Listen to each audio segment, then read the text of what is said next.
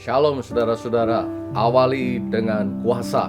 Kisah Para Rasul 1 ayat 8 berkata, tetapi kamu akan menerima kuasa kalau Roh Kudus turun ke atas kamu, dan kamu akan menjadi saksiku di Yerusalem dan di seluruh Yudea dan Samaria dan sampai ke ujung bumi. Saudara-saudara, sama seperti sebuah gedung pencakar langit yang harus menggali fondasi yang dalam hingga mencapai batuan dasar sebelum dibangun menjulang tinggi, demikianlah seharusnya hidup kita di tahun 2026.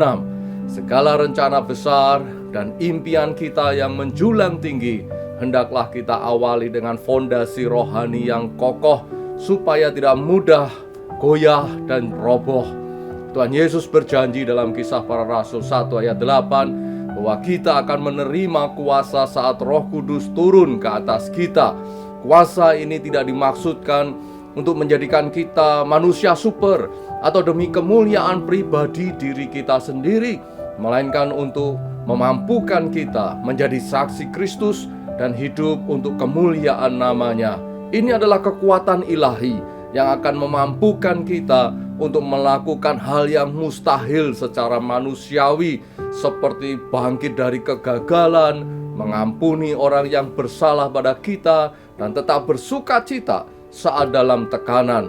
Panggilan menjadi saksi ini dimulai dari lingkup terdekat Yerusalem seperti keluarga, meluas ke Yudea dan Samaria, orang-orang di lingkungan pergaulan, baik studi atau kerja, hingga ke ujung bumi, yang untuk zaman sekarang bisa kita maknai dengan dunia digital, tempat di mana kita juga aktif di dalamnya.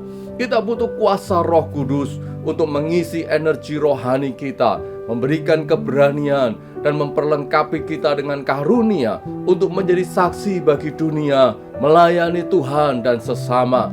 Tanpa kuasa Roh Kudus, hidup kita bisa hancur, diterpa badai tantangan zaman, atau mungkin hidup kita bisa menjulang tinggi, namun hanya untuk kemuliaan diri sendiri sehingga tidak mempunyai dampak terang bagi sekeliling kita.